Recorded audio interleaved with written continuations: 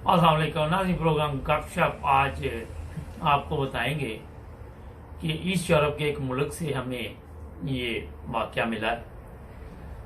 कहती हैं ये लड़की कि मैं पाकिस्तान से जर्मनी आना चाहती थी और मेरे जो बहन भाई थे वो जर्मनी और इंग्लैंड में थे।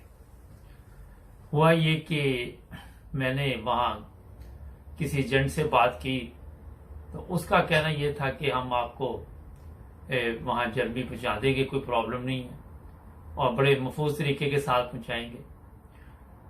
और इस तरह उनके साथ बातचीत तय हो गई, कुछ पैसे भी दे दिए गए और फिर एक दिन उन्होंने बताया कि आप तैयार रहें तो आपको हम लेने आ जाएंगे। इसके साथ ये मैं बता दूं कि बात हुई थी कि बाई एयर हमें लेके जाया जाएगा और फिर वहां से हमें बाई रोड ईरान लेके आए। और मैं हैरान थी तो वो रास्ते में यही कहा गया कि आपको ईरान से हम आगे भिजवाएंगे बाई एयर। मगर ईरान में आके तो बहुत ही परेशानी का सामना करना पड़ा। वहीं पे मुझे भी रखा गया और भी लड़कियां थी जहां पे मर्द भी रह रहे थे और काफी मुश्किल से हम वहां बगैर कोई पर्दा नहीं, कोई चीज नहीं, उन लड़कों के साथ है। जिस तकलीफ से हम गुजर रहे थे वो मैं ही जानती हूँ। किस तरह मैंने अपनी इज्जत को महफूज किया, किस तरह मैं उनसे बचती रही, क्योंकि वो एक से एक जो बड़े थे बेड़िए थे। मगर मुसीबत ये थी कि परेशान थे सब लोग। मगर उसके बावजूद इसका कहना है कि एक ही वॉशरूम था। शुक्र है कि कमरे दो थे वहां पे, एक में लड़कियां थी एक में लड़के थे। और फिर हमें कहा गया कि आप यहां से बाई एयर जाएंगी, लेकिन कुछ दिनों के बाद फिर यही पता चला नहीं, हमें तुर्की बाई रोड लेके जाया जाएगा। और मेरे घर वालों को मैंने इतला भी दी कि ये हमारे साथ मसला बन गया। अब घर वाले क्या करें, किसके पास जाएं, क्योंकि वो बंदे तो खुद साथ आ रहे थे। और इस तरह फिर हमें बाई रोड कुछ दिनों के बाद तुर्की लेके आया वो बंदा और मुख्तलिफ लोगों से मिलते रहे।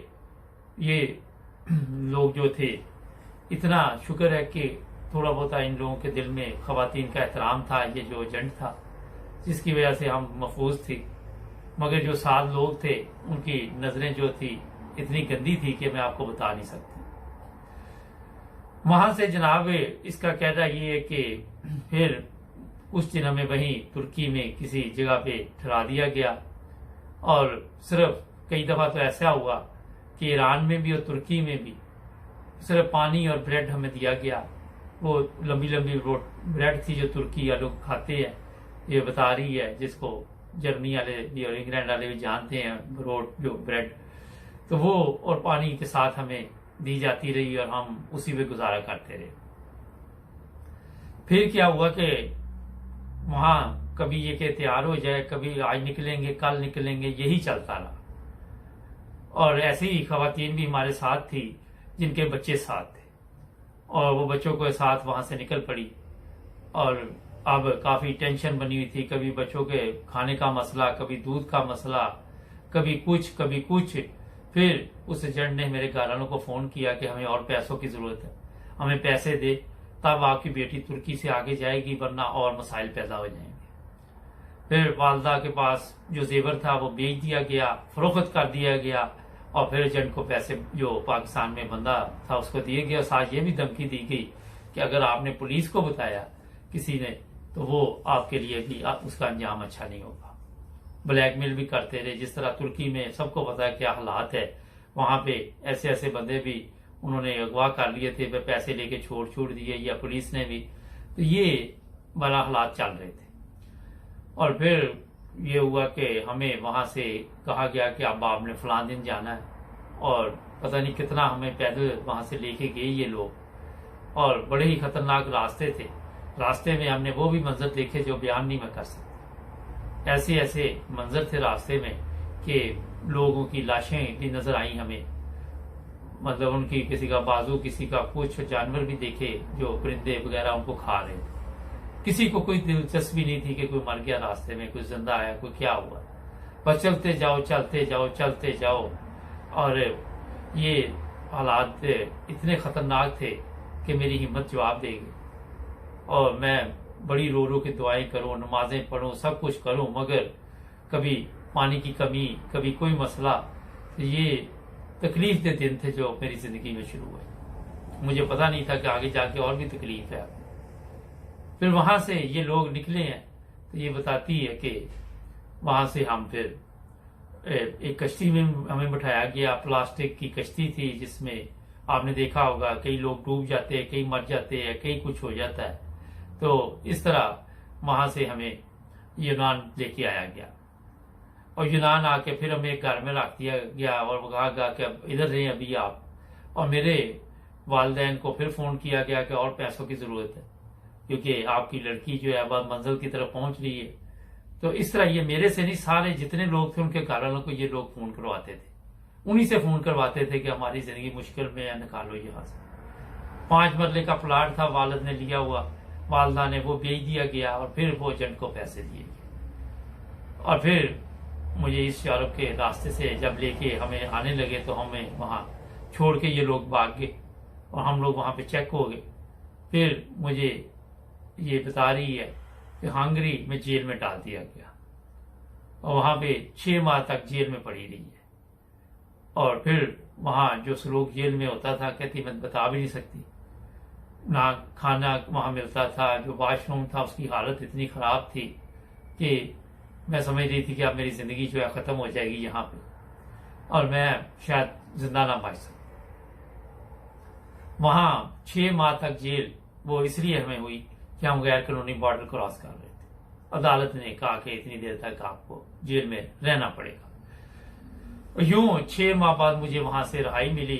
फिर हम एक ईस्ट यूरोप के और मुल्क में गए। मैं इसलिए नाम नहीं ले रहा कि वो लोग सामने आना नहीं चाहते, और हमें इसी तरह मैसेज जो आया वो मैं बता रहा हूं। तो वो अपना फिर जब वो वहां से दूसरे मुल्क किसी और में गए, वहां भी पुलिस ने चेक किया, फिर वहां की जेल में भी डाल दिया गया, और वहां भी 4 माह तक ये लड़की जेल में रही। और बड़ी हिम्मत करके किसी तरह फिर वहां से जान छूटी, और कहती कि ना वहां पे कोई ऐसे इंतजाम थे कि हम अपनी सेहत खारिश, कई लोगों को प्रॉब्लम शुरू होगी, कई औरतों को ये मसला बन गया, किसी को कुछ हो गया, किसी को कुछ हो गया, और ये सिलसिला चलता रहा, और खत्म ना होने वाले दिन आगे बढ़ते रहे। फिर ऐसे जनाब करते करते करते बड़ी लंबी दास्तान है, मैं पूरी सुनाऊंगा आपको तो ये तो 2 दिन लग जाएंगे। इसमें से मैं मुख्तसर लेता होता हूँ ताकि थोड़े टाइम में ये मुकम्मल कर ली जाए कि मुझे फिर एक ईस्ट यूरोप के मुल्क में पहुंचा दिया गया, और वहां पे मुझे फिर ये सियासी पनाह का मैंने केस वहां पे करवाया। फिर किसी ने कहा इस यूरोप से आप निकल के जर्मनी की तरफ चले। कहती कि फिर बदकिस्मती के पकड़े गए, फिर हमें जेल में डाल दिया गया, और फिर तकरीबन 5.5 माह फिर जेल में हम लोग रहे। और वहां वही हालात थे जितने ईस्ट यूरोप के ममालिक है, जेलों में जो हालात है। जो लोग इस वक्त मेरा प्रोग्राम सुन रहे हैं, ये जरा बताएं इनको कि कैसे कैसे हालात है वहां पे। तो इस तरह बताने का मकसद ये है कि दर्दनाक दास्तान थी। मैं ज्यादा इस पे आपको वो बातें नहीं बताऊं। उनको पता चल गया कि मैं किस मुल्क से आई हूं, और फिर एक नया मसला बन गया। इस तरह बड़ी तकलीफ के दिन जो है वो गुजारे गए मैंने। आजकल मैं जर्मनी में हूँ, वहां पे काफी मुश्किल में हूँ। अभी तक मुझे समझ नहीं आ रही कि मैंने क्या करना है। ये मुझे वापस भेजेंगे ईस्ट यूरोप के उस मुल्क में, या मुझे यहाँ रख लेंगे। तो ये वक्त पे फैसला देखेंगे क्या बनता है। तो ये पूरा जो सिलसिला चला, कोई 4 साल की खज्जल खराबी लिखी हुई है इसमें ना, कि इतनी खज्जल खराबी हुई, कहीं कुछ हुआ, कहीं कुछ हुआ। और ये कुछ चीजें उसने बता दी है, कुछ शायद उसने नहीं बताना चाहिए, नहीं बताई। मगर मैं आपको ये बता देता हूँ कि जो लोग इस तरह गलत रास्ते पे चलते हैं और एजेंटों के जरिए आ रहे हैं पाकिस्तान से, और खासकर नौजवान लड़कियां, लड़कियों का बड़ा इशू है, तो बड़ी एहतियात करे। किसी मुसीबत में ना आप भी किसी के चक्कर में आ जाए। वो जो कहते हैं एजेंट वो करते नहीं है, तो ये प्रोग्राम आज इसलिए मैं आपके लिए लेके आया कि कोई सबक आपको मिल जाए। जुड़े रहे 9 बजे टीवी इंटरनेशनल के साथ। कल फिर मिलेंगे नए प्रोग्राम में। अपना ख्याल रखें। अल्लाह हाफ़िज़।